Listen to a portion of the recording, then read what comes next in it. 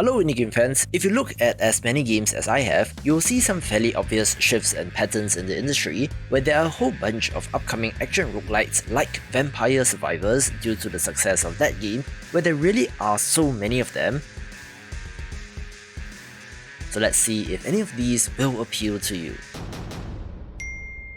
Let's begin with Bounty of One, a title with a western theme where you do fend off bounty hunters and supernatural threats who are trying to kill you.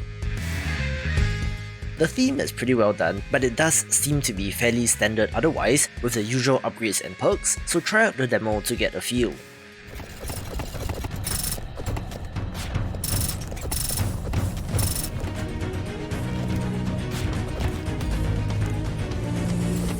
A more classic high fantasy entry is Autocast, where you're battling against enemies as some sort of archer character, having a decent looking rain of arrows animation.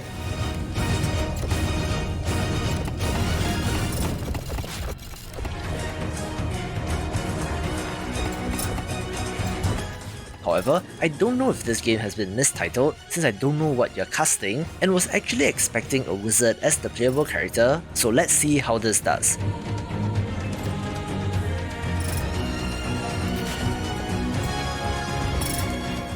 It does have a built-in meta progression system using levels of prestige, where I do hope that the gameplay loop is compelling enough.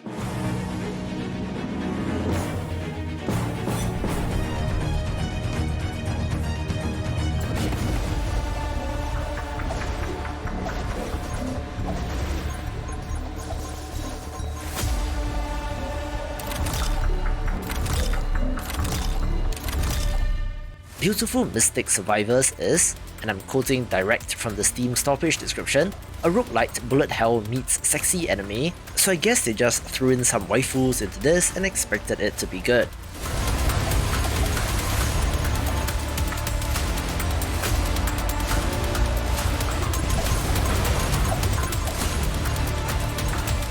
It is kind of muddy visually, which, to be fair, is like Vampire Survivors, but it does use 3D models instead, again having quite the impressive number of enemies on screen, looking very hectic as well.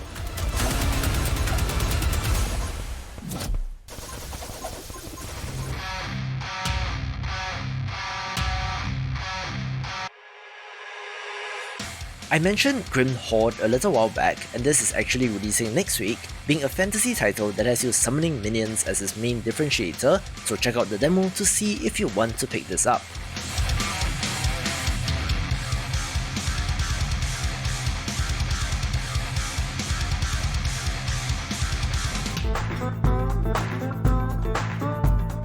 I do at least have to give props to Just King, since there is something mechanically different here, where you're controlling a party of 5 characters at the same time, having to protect the king in the middle as you fend off enemies.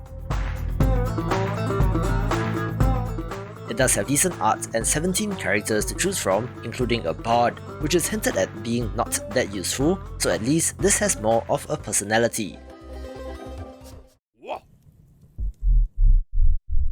Some of these have very short trailers, such as Outnumbered, one that is set in space that looks blindingly gorgeous.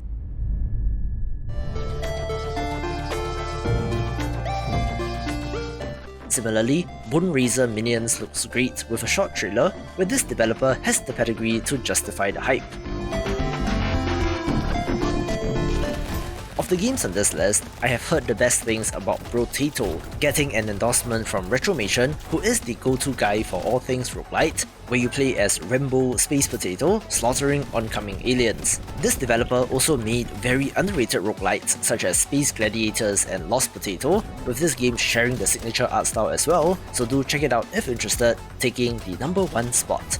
For more roguelites, watch these videos and I will see you after the jump.